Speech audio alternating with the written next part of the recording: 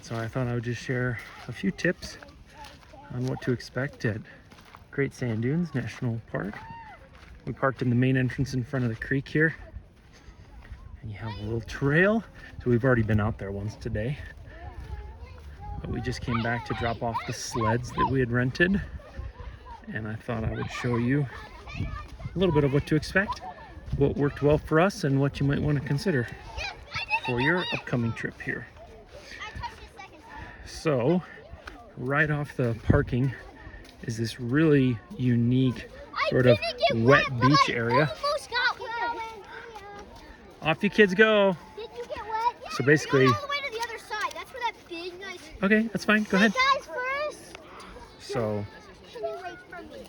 basically you have a full football field, I'd say, 300 feet or so of this wet beach where there's nothing more than a couple of inches of water. There's one or two crossings with maybe 6 inches, but it's great for families, little kids. It's like sandcastle galore out here. So for some context, our kids are 6, 8, and 10.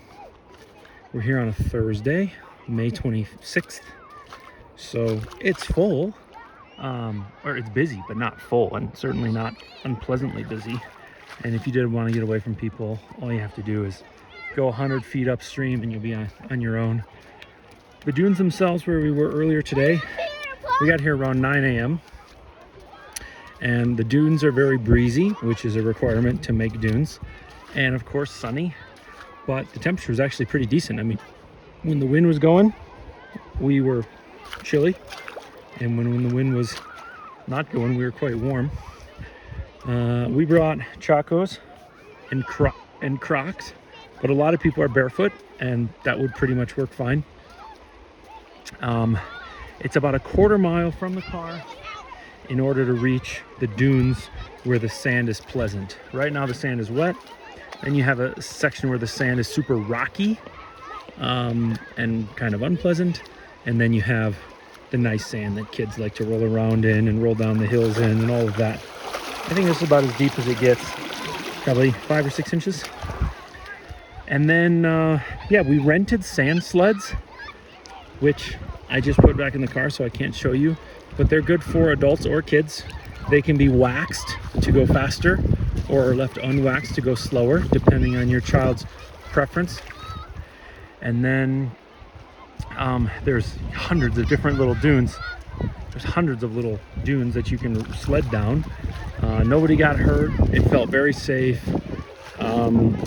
There is a $250 deductible if you lose the sled or if someone steals it or if you break it, but they're pretty indestructible. I would say theft is about the only issue, but even that seems pretty rare out here. The kids went down maybe 20 times, but walking back up is quite a lot of work. So we only rented 3, and then my wife and I just enjoyed them in between while the kids were exhausted and needing a break.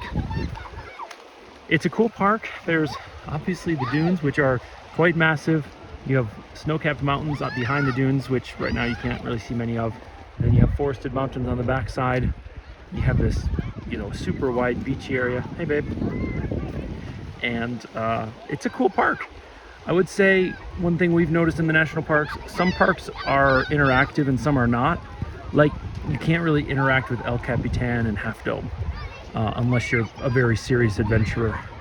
But other parks like this are very interactive. They're not necessarily spectacular to look at. That's something we like about Sequoia Kings Canyon, is that you can get in and among the trees and pick up the cones and all of that. This is a very interactive park. So if that seems like something you would appreciate, then come check it out.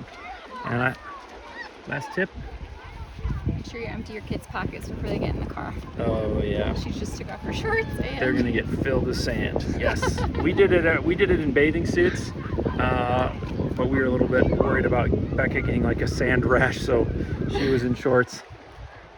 But it's a beautiful park. Feels very safe, not overcrowded. Just watch out for sunburn, I'd say. Have a good one.